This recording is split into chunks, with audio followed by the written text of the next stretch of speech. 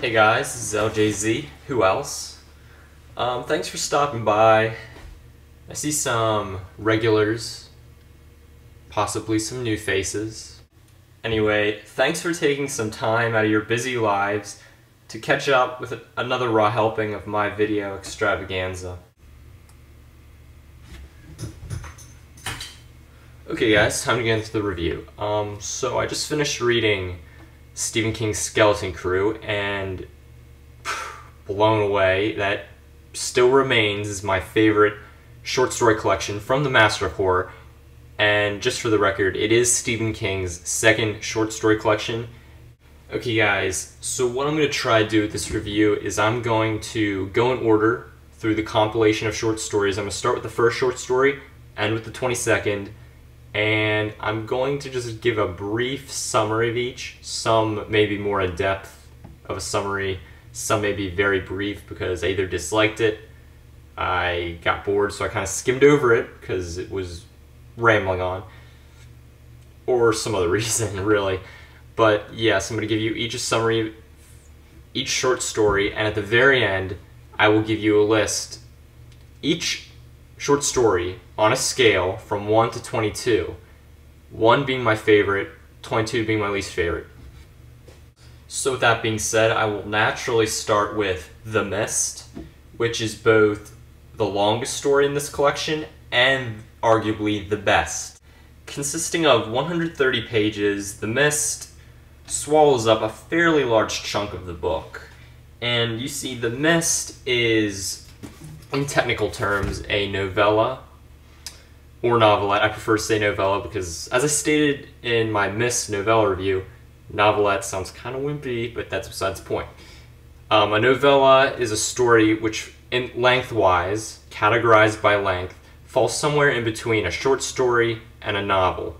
This is a novella, 130 pages. So I don't want to spend too much time dwelling on this story, so most simply put, it's about a group of people trapped in a supermarket because everything outside has been engulfed in fog, and out in the fog, hidden, there are these extraterrestrial beings trying to get the humans in the supermarket, and the humans have to more or less band together in order to survive and find a way out.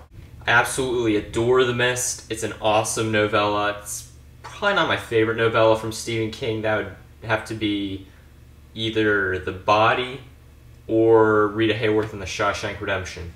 Either one.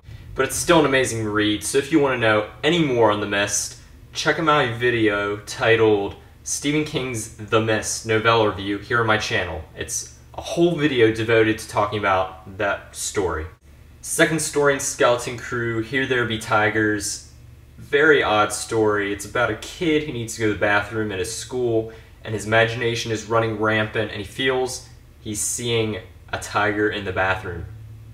Very, very weird. I can understand how that story, Here There Be Tygers, I can understand how the story may receive a lot of hate from people reading it, but I personally enjoyed all the plethora of mystery surrounding the story's conclusion. I just loved that mystery. I actually really enjoyed it. Next story, The Monkey, is about a kid who comes across this really kind of interesting toy. It's one of those monkeys, those wind-up monkeys that, you know, when you wind it up, it claps symbols together.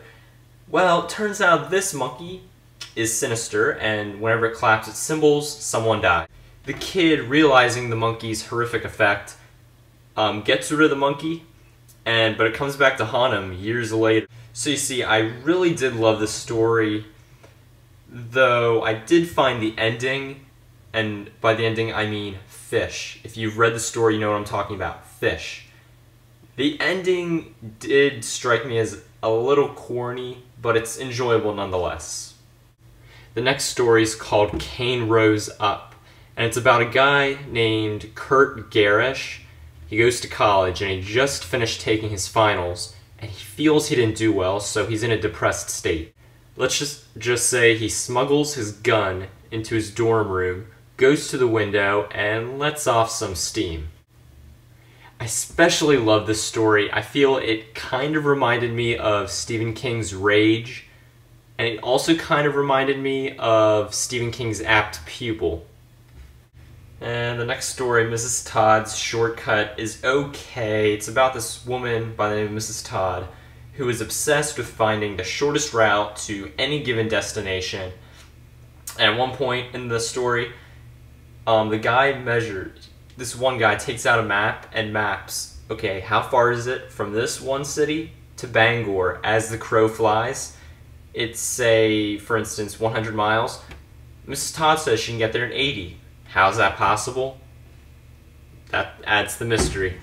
And the guy who's narrating the story, Homer Buckland, he actually once takes a ride with Mrs. Todd as she goes through her mystical, mysterious shortcut. And in the shortcut, in the woods, she can see all these like supernatural, mystical creatures, fantasy creatures. It's really, really creepy. It's basically hinted at that Mrs. Todd can fold the land like one could maybe fold a map to shorten the distance to her destination. The next story is called The Jaunt, and it's basically about teleportation to Mars. There's Portal 1, which is at your place of departure and is where you enter, and then there's Portal 2, which is at your destination where you exit. One interesting thing though, to jaunt or teleport, you have to be asleep.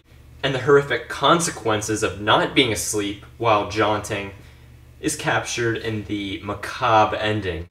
My friend who read this story before me said this, and I agree as well. Stephen King dwells a little too much on the creation of the jaunting process and how it was originated. I think it had a little too many details in there that didn't need to be there. But all in all, the very shocking ending made up for the somewhat bland beginning. Next story, titled The Wedding Gig, I didn't really enjoy, but it's essentially just about a band that's hired for a wedding to play some music and the antics that follow. Then you have Paranoid, a chant.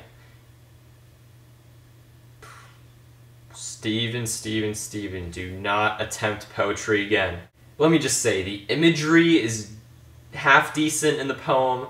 I can kind of understand what Stephen's trying to get at, but when you read it, it just feels disjointed and awkward. I don't like how the poem flows, is what I'm trying to say. And I do understand, Stephen King's a novelist, not a poet, so I'm going to cut him a break.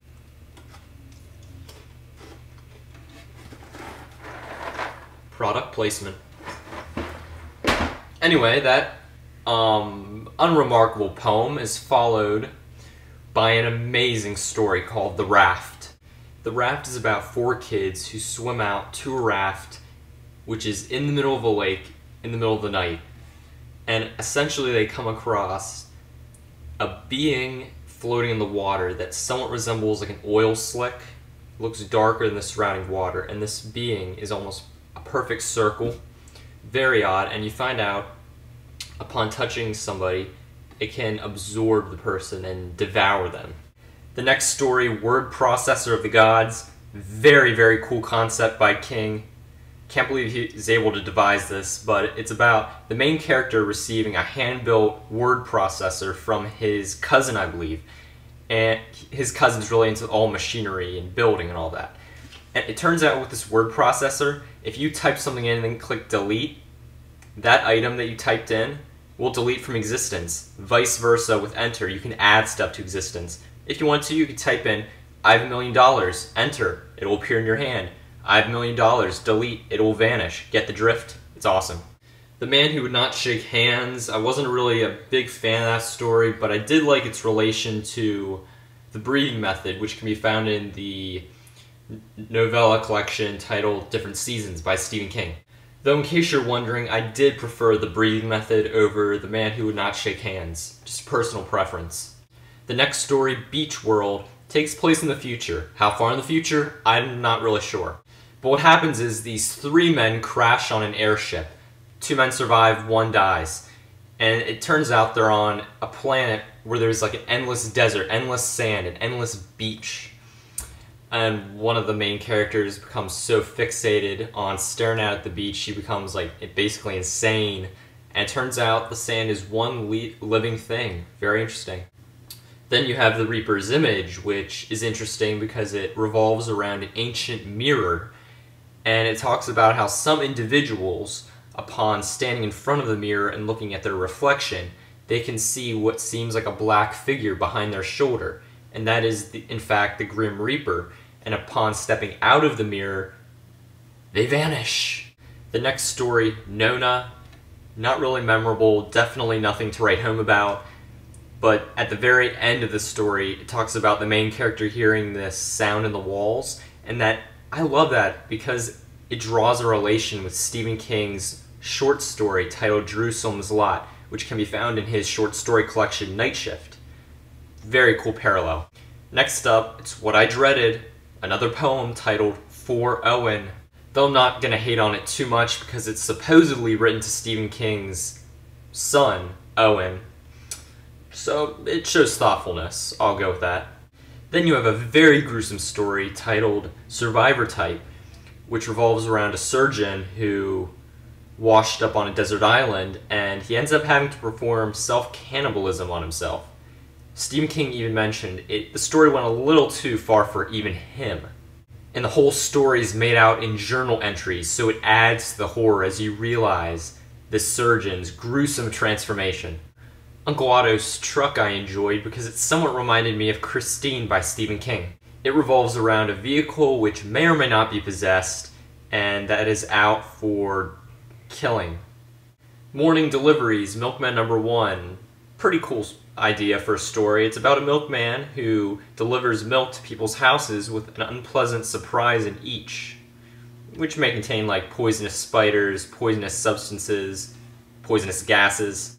Then there's Wheels, A Tale of a Laundry Game, Milkman #2, which on the flip side I did not enjoy that much, but the two stories aren't exactly sequels to each other. They actually just correlate and kind of cycle back with each other. And the cool thing is, Stephen King was actually writing an entire novel, I believe, about these milkmen, but it wasn't to be, and he broke it up into little short stories. Gramma, really cool story. It's about a little kid staying with his grandmother, and his grandmother turns out to be a witch. Next, Ballad of the Flexible Bullet. Decent. It's about an author who believes there are these creatures in his typewriter, and as you find out, they are forewarned, which are these little elves that bring about creativity and good luck, and it's really surprising where it turns out. And last but not least, you have The Reach, which is about an older woman nearing the end of her life, and she lives on an island called Goat Island. She has never been across the body of water to the mainland. The body of water is known as The Reach, and I'll let you read it and find out what ensues. So all in all, very good, heck, amazing read from Stephen King. This is definitely one of my favorite Stephen King books, definitely my favorite Stephen King short story collection. And it's just cool because it really captures Stephen King's progression in writing. It contains The Reaper's Image, Stephen King's oldest short story, which he wrote back when he was 18. It includes The Ballad of the Flexible Bullet, which Stephen King wrote in 1983. Shows a great hallmark, a great stretch of his writing, and shows just where his writing can take him, where can it go. There are no boundaries. I give this book, Skeleton Crew by Stephen King, a 6 out of 5. Sorry for the lengthy video. Finally, without ado, all 22 short stories on a scale from 1 to 22. 1 being my favorite, 22 being my least favorite. It's actually going to start with 22, my least favorite, and work its way up, so check out the list. Get it rolling.